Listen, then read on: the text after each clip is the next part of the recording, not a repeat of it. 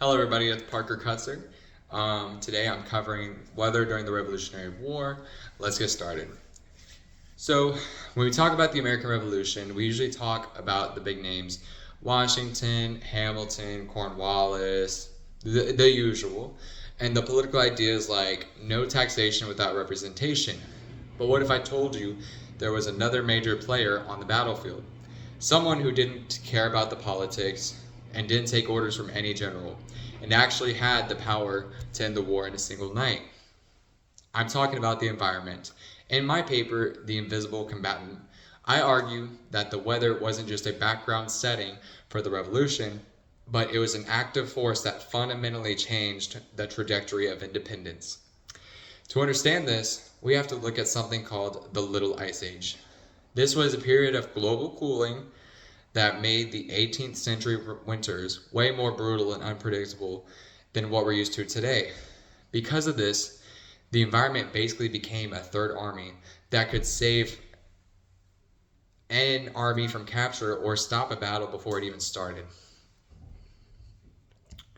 It also did interfere, although, with technology back in the day. For example, before we get into the big battles, we have to look at the gear. Back then, every soldier had a regular flintlock musket. These guns were incredibly sensitive to moisture. So basically, the way it worked was a piece of flint would hit the steel plate, the frizzen, which is what it's called, the frizzen with two Z's, to make a spark. The spark would had to light to make a tiny tray to make a black powder to fire the gun. Now imagine it's raining, or it could even just be really humid. It just would cease to work. As David N. Ludlam points out in The Weather Factor, a heavy rainstorm could basically disarm an entire army in minutes because that black powder would just turn into a damp paste, which would render the gun useless. So a general could have a perfect plan, but if it's humid or it's raining or a single cloud shows up, his infantry could be rendered useless. As historian Cameron Booten argues, Washington's real genius wasn't just his strategy, it was that he eventually learned to respect these environmental limits and actually use them to his advantage, which helped us win the war. I'm going to talk about 1776 during the Revolutionary War. 1776 gives us some of the best examples of the weather stepping in to save the day. After the Americans got beat in the Battle of Long Island, Washington was in a terrible spot. His troops were pinned against the East River, and the British Navy was ready to sail in and finish them off. This was a crucial part of the war, and if they had, the war could have ended right then and there, and we wouldn't be where we are today. But two things happened that was involved within the weather.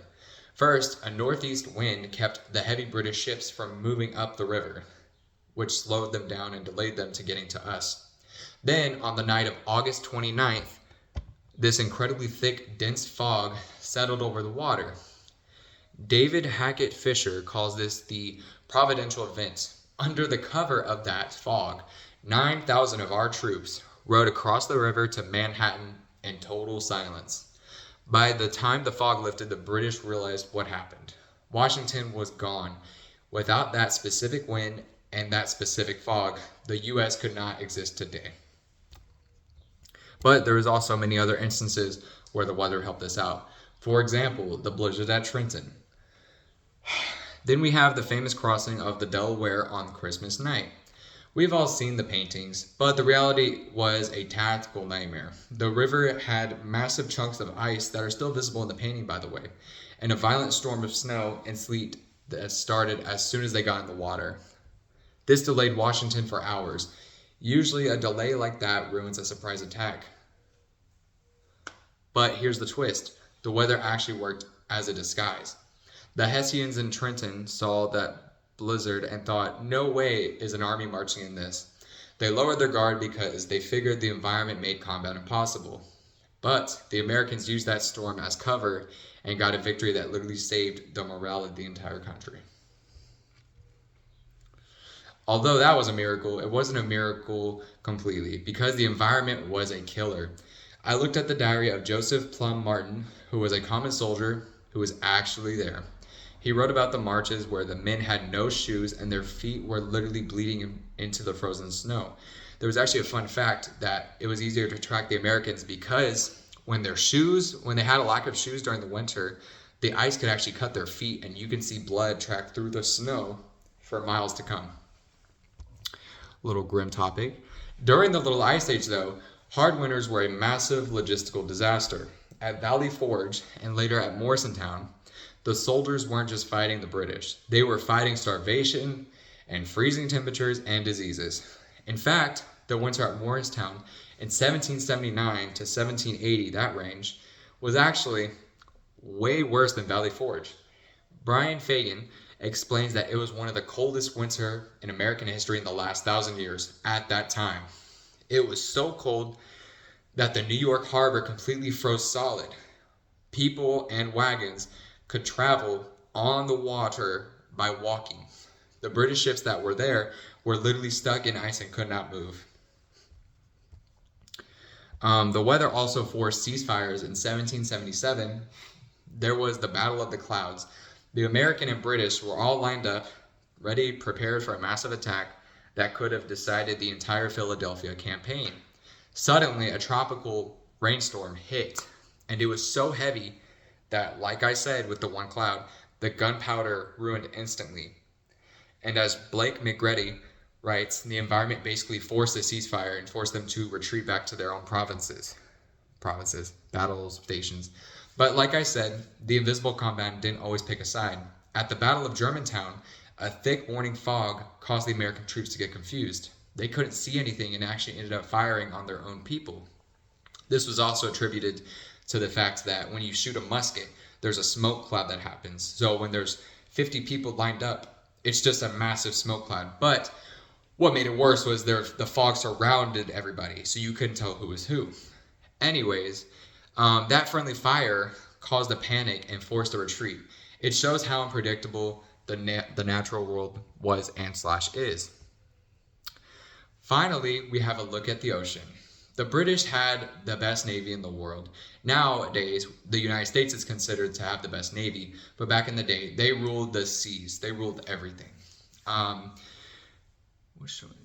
Yes, these ships had the potential to end the war, but later in the war, closer to the end of it, in 1780, massive hurricanes, also contributed by the Ice Age at the time, contributed to these killer cold hurricanes on the Caribbean Sea that was devastating. It sunk a ton of ships and it killed a bunch of British soldiers who were posed as reinforcements.